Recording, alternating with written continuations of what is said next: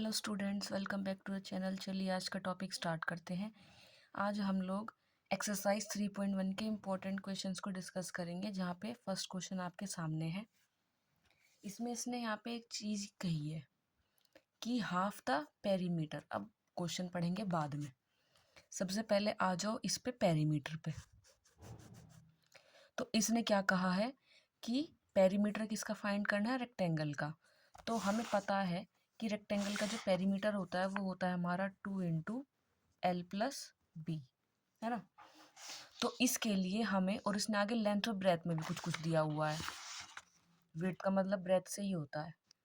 तो अब हमें एक तो इसमें लेंथ को x मानना पड़ेगा, मतलब आप कुछ भी मान सकते हो उससे, क्योंकि ये तो वेरिएबल्स होते हैं। जैसे मैंने यहाँ पे विड्थ मतलब ब्रेथ को तो x माना हुआ है और लेंथ को y माना हुआ है। अब आ जाओ, इसने क्या कहा है, हाफ ऑफ द पेरीमीटर, मतलब कि जो पेरीमीटर का आधा होगा। अब पेरीमीटर ये है, अब हम इसका भी अगर आधा करने लगे तो 2 से तो 2 कट जाएगा, बस सिंपल L+B बचेगा। और वो इसने बोली है ये है हमारी 36। तो हमारी जो फर्स्ट इक्वेशन आ गई वो आ गई हमारी x+y = 36।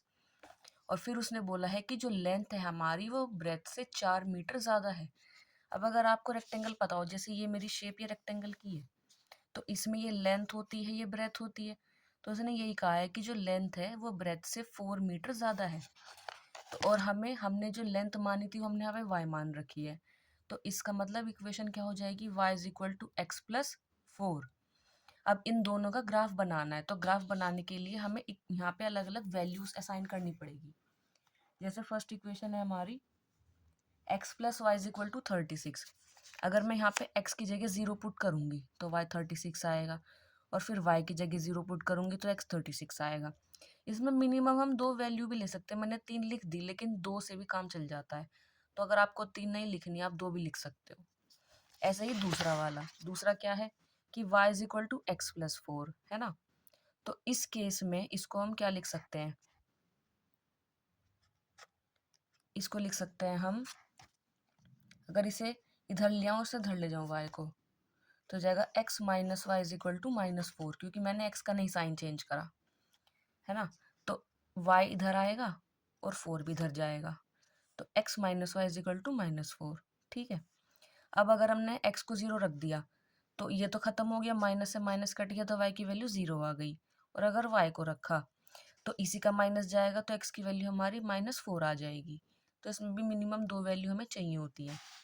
तो हमने ग्राफ बना लिया इसी के अकॉर्डिंगली कि यहाँ 36 और इधर की साइड भी 36, क्योंकि यहाँ पे 36 लिया हुआ है।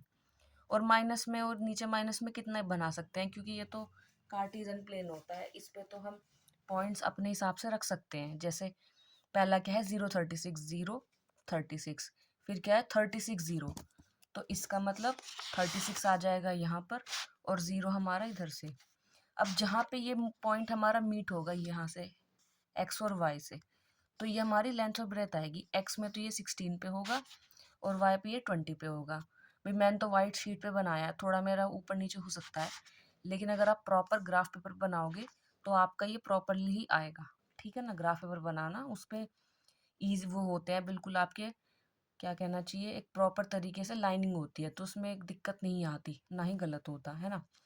तो यहाँ से हमने क्या देखा, हमारी वैल्यू 16 20 आई। अब 16 एक्स को तो हमने वो माना हुआ था ब्रेथ, तो ब्रेथ तो 16 आ गई और लेंथ हमारी 20 आ गई। तो इसका मतलब लेंथ 20 हो गई और ब्रेथ 16 हो गई। ऐसे ही अब आगे फॉलो कर लेना, जिससे कि हम और वीडियोस में समझ सके। तो thank you so much, stay tuned for the next video.